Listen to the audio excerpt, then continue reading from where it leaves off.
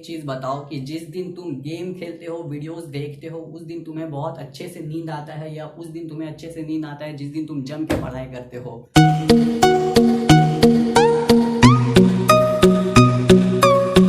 तो हे दोस्तों, I am हनुर Rashid. तो जैसा कि आपने थंबनेल में देखा, इस वीडियो में हम बात करेंगे अकाउंटेंसी के प्रिपरेशन के बारे में। जी हाँ, आप स्कूल में एडमिशन तो ले लेते हो, लेकिन आपको कभी नहीं बताया जाता है, यानी कि कुछ ऐसे टिप्स आपको नहीं बताए जाते हैं जिससे कि आप अकाउंटेंसी का प्रिपरेशन कर लो।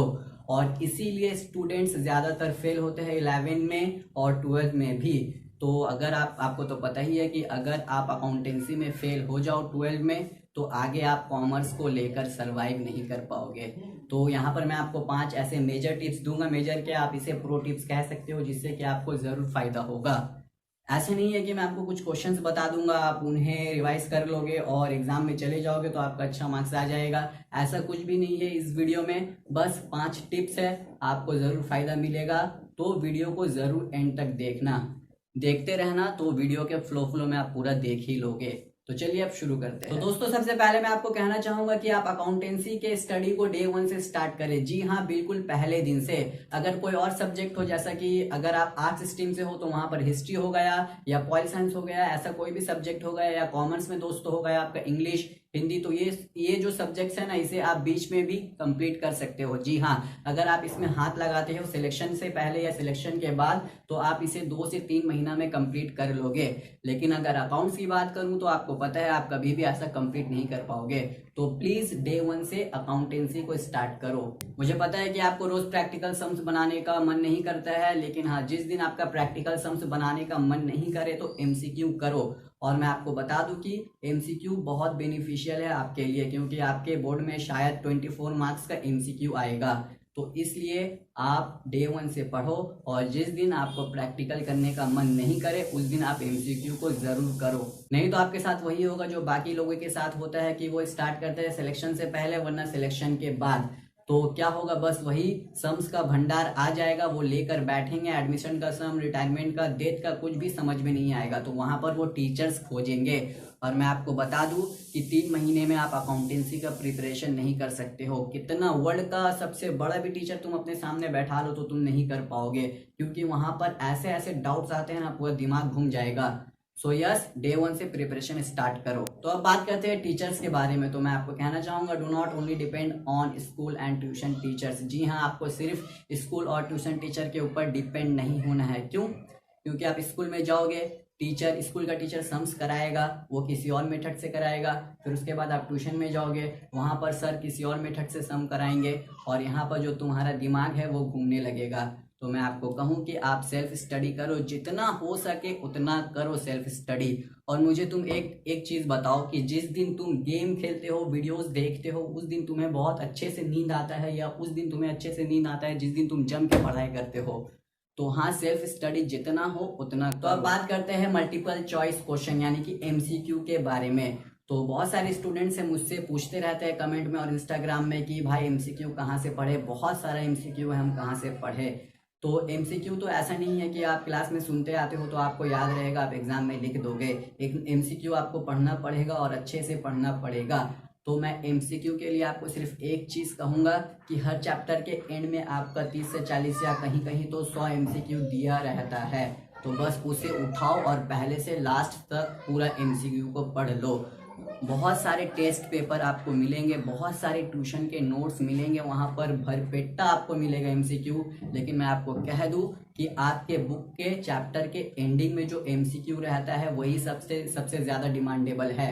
और मैंने चेक किया है, लास्ट 5 ईयर्स के पेपर से मैंने देखा है, जितना भी एमसीक्यू है आपका बुक से है, सेम टू सेम नहीं है, मीन्स उन दोनों का फेस सेम नहीं है, डिफरेंट टाइप सम्स है, लेकिन दोस्तों कंसेप्ट पूरा सेम है।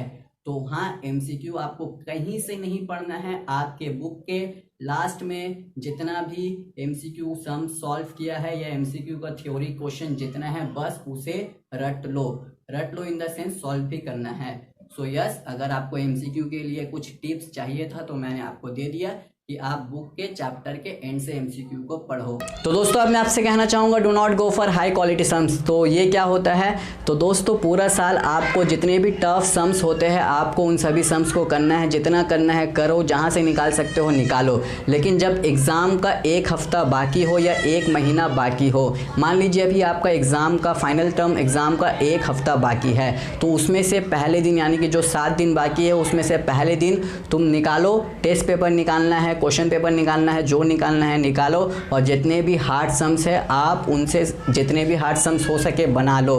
लेकिन बाकी के जो 6 दिन बचे उन सभी में आपको नॉर्मल सम्स को ट्राई करना है। अच्छा, मैं ऐसा क्यों कह रहा हूँ, क्योंकि दोस्तों अगर आप लास्ट 5 ईयर्स के पेपर को उठाओ तो आप देखोगे कोई भी सम्स हार्ड नहीं है। सब कहते हैं हमारे भाषा में हलवा पूरी, तो सभी सम्स ऐसा है। तो जी हाँ, आपको हार्ड सम्स ट्राई जितना करना है करो, लेकिन एट दी एंड जब आपका एग्ज़ाम सर पर रहेगा तो आपको उतना हार्ड सम्स ट्राई नहीं करना है, क्योंकि इजी सम्स आते हैं, चाहे वो एडमिशन से हो, रिटायरमेंट से हो, डेथ से हो, पीएल एप्रोप्रिएशन, ये तो सबसे इजी आता है। तो हाँ, तो चलिए अब बढ़ते हैं आगे। एक और बात मैं आपसे कहना चाहता हूँ, मान लीजिए कल आपका एग्ज़ाम है और आज आपने बहुत सारे डिफरेंट हार्ड सम्स को ट्राई किए और अब तुम जा रहे हो एग्ज़ाम देने। तो यहाँ पर तुम आओगे, यहाँ देखोगे कि बहुत ही ईजी सम्स है। तो ये ईजी सम्स है, लेकिन आप दिमाग में सोचोगे अरे इतना ईजी सम्स कैसे आ गया, तो आप सोचोगे ये वो सम्स नहीं है, ये कोई और है। तो तुम क्या करोगे, अब जो हार्ड सम्स जितना तुमने प्रैक्टिस किया था वहाँ से कुछ भी छोटा सा कंसेप्ट उठाकर इसमें डाल दोगे, ताकि तुम सोचोगे एग्जामिनर को लगे हाँ मैंने बहुत ही एफर्ट डाला है। तो इससे क्या होगा, इससे कुछ नहीं होगा, आपका सम्स रॉन्ग होगा। तो हाँ, एग्ज़ाम से पहले बिल्कुल भी हार्ड सम्स को ट्राई मत करना। जितने भी एवरेज सम्स है सबको उठाओ और पकड़ कर बना लो। हार्ड सम्स को एग्ज़ाम के टाइम नहीं देखना है। तो लास्ट में हम बात करेंगे एसएक्यू के बारे में, शॉर्ट आंसर टाइप क्वेश्चन। तो बहुत सारे ऐसे स्टूडेंट हैं जो बोर्ड में जाते हैं शॉर्ट आंसर्स को छोड़ देते हैं। क्यों? क्योंकि उन्होंने पूरा साल प्रैक्टिकल सम्स को प्रैक्टिस किया। जी हाँ, आपको प्रैक्टिकल सम्स प्रैक्टिस करना है, और अगर बोर्ड में 2 क्वेश्चन आए 4 मार्क्स का और का ऑप्शन हो जिसमें आपको एक प्रैक्टिकल सॉल्व करना हो और एक थ्योरी, दोनों में से किसी एक को सॉल्व करना हो, तो मैं आपसे बार बार कहूँगा कि आप थ्योरी में हाथ मत डालना, क्योंकि ये अकाउंटेंसी है। अकाउंट्स बना क्यों है? अकाउंट्स बना है ताकि हम नंबर के साथ खेल सके। तो वहाँ पर जाकर तुम थ्योरी सॉल्व करोगे तो ये तो ज़रा सा भी सेंस नहीं बनता। तो अगर तुम थ्योरी सॉल्व करोगे ना तब भी वहाँ पर कम मार्क्स मिलेगा, क्योंकि इसका नाम ही अकाउंटेंसी। यहाँ पर आपको नंबर के साथ खेलना है, तो यहाँ पर आपको हमेशा बनाना है प्रैक्टिकल सम्स। और हम बात कर रहे थे एसएक्यू के बारे में, तो एसएक्यू कहाँ से पढ़े?